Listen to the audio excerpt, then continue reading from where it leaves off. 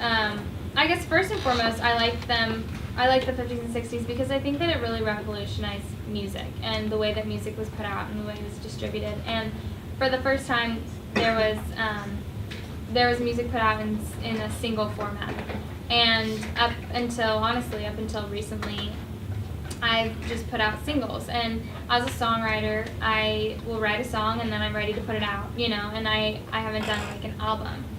And so I like the 50s and 60s for that reason. I think that the single, like the way of putting out music, is definitely moving more towards a single driven, I guess, distribution. But so I like it in that way. And then, I mean, you guys, but those like high-waisted skirts and the shorts and the cute little retro swimsuits, I can't. Like, it is the cutest era. Like, they have the best style. And so, honestly, I love just incorporating the 50s and 60s fashion into what I wear. And I also, I'm a conservative person. I don't want to, when we shot the video for High, like, I didn't want to be in a little skimpy bikini, like, and for the whole world to see, especially my 5-year-old sister and 7-year-old brother. And so, like, I really got into loving that kind of style when we were working on the wardrobe for High. I mean, I have like this really cute red polka dot swimsuit on. It was so cute. So cute. Yes? How did your parents react when you became on the upcoming hit list? When I what? When you were told you were on the up-and-coming hit list. Ooh, on Hits 1?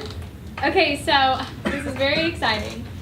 I just got added to the rotation for Sirius XM Hits 1. So if you guys have that, you should listen. Love Like That should be, yeah. Love it.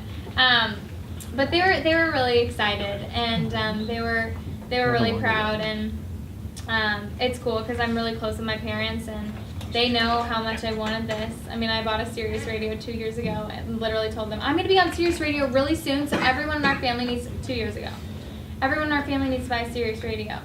And so it's like, it's so cool to work for something and want something for so long, and to do it the right way, and not take certain shortcuts that are kind of encouraged by other people in the industry to take, but to do it the right way, and to work hard and be nice. And when you do those two things, you can really accomplish a lot. So they were very excited. They were really excited for me. Let's see. They can go first. Okay, yeah. What's your name? Eddie. I'm Tiffany. It's nice to meet you. Nice to meet you.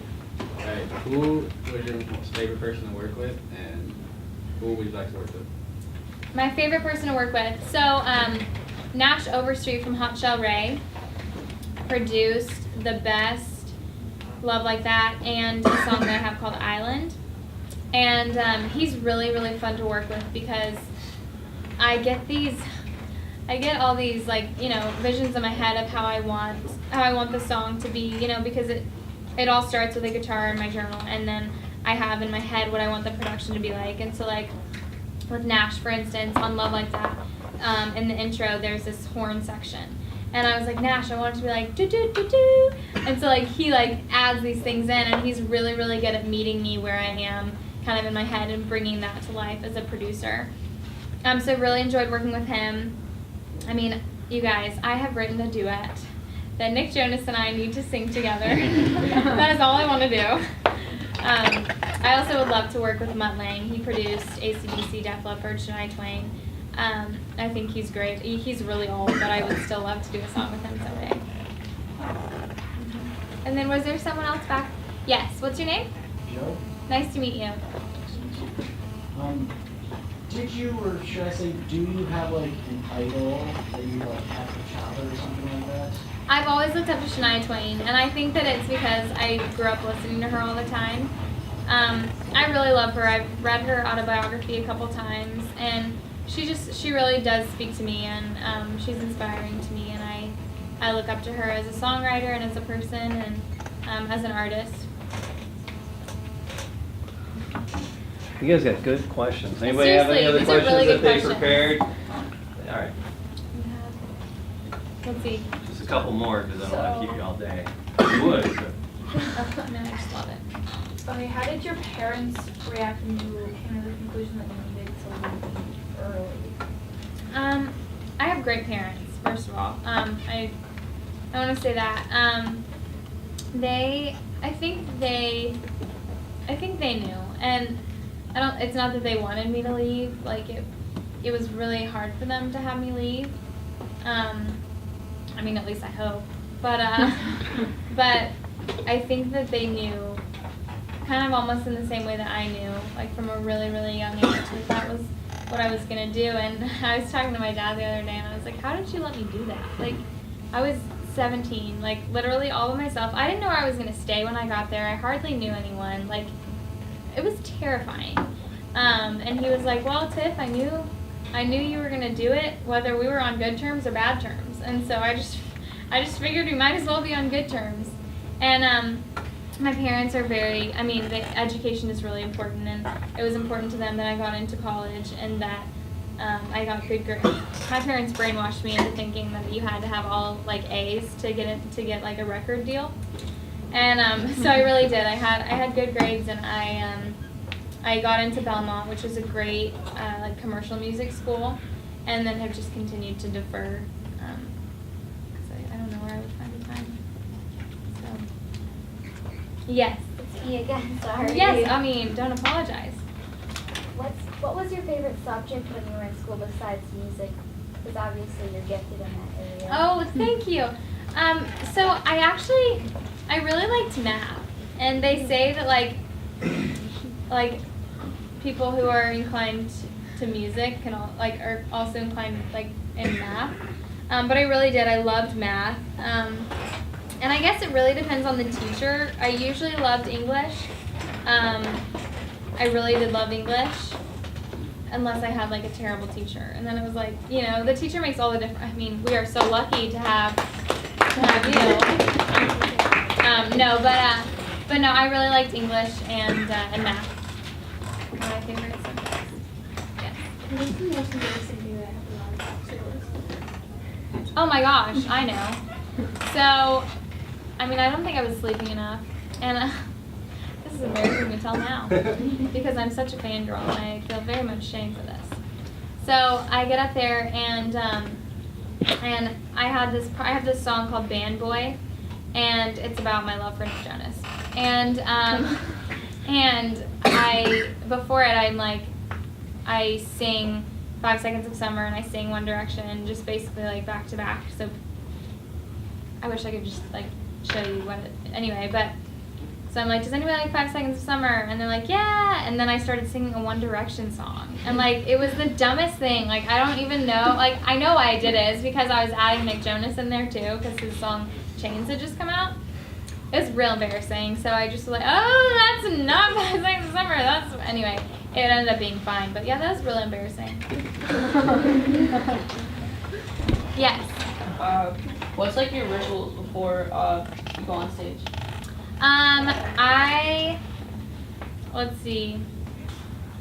Before I go on stage, honestly, I know this sounds weird, but I do like a lot of like positive like self-talk, and I know that sounds crazy, but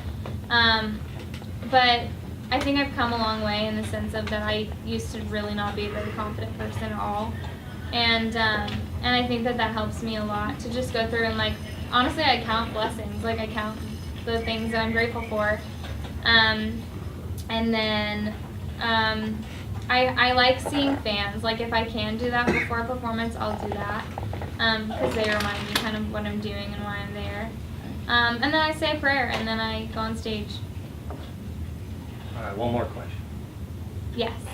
Well, you get compared to Taylor Swift a lot and say that you're the next Taylor Swift. And do you see this as a good thing or a negative thing? Like, how do you feel about that? So, earlier on in my career, I hated that. Because so many people, oh my gosh, everyone in Nashville, all they said was, well, you're not going to make it, you're just Taylor Swift. Like, and there's already one of those, you're not different, get out. I mean, not nice. And so I hated that. And as the years went on and as I came to know who I was as an artist, and as I learned more my voice, it doesn't bug me at all anymore because I know who I am, and so I mean, there are similarities for sure, but I know myself too well to say, oh, I'm just Taylor, I'm just another Taylor Swift. And now it's like, I mean, what better compliment could I have? Like, she's an empire, and that's what I aspire to be as well. So, no, it really is a huge compliment to be compared to an artist such as her. So, what's the last question that you asked? What's the last question that you asked? Is there anything you'd like to add? Oh my gosh. My youngest flying journal. That's good Oh job. my gosh, I love this class. Gosh, I don't think so. I'm currently out on a radio tour, promoting my single "Love Like That," and Kristen Chenoweth came to my school when I was in high school, and I love her. She changed my life. It was great, and so. Actually, about a year and a half ago, I asked my manager, can I go into schools? And that's kind of how this started happening. And so in conjunction with my radio tour, I decided to come and meet amazing people like you guys. So this has been such a great experience for me. Thank you so much for having me. And I really hope I can see you all again next time I come through. Thank you. Yes. Yeah. Thank you.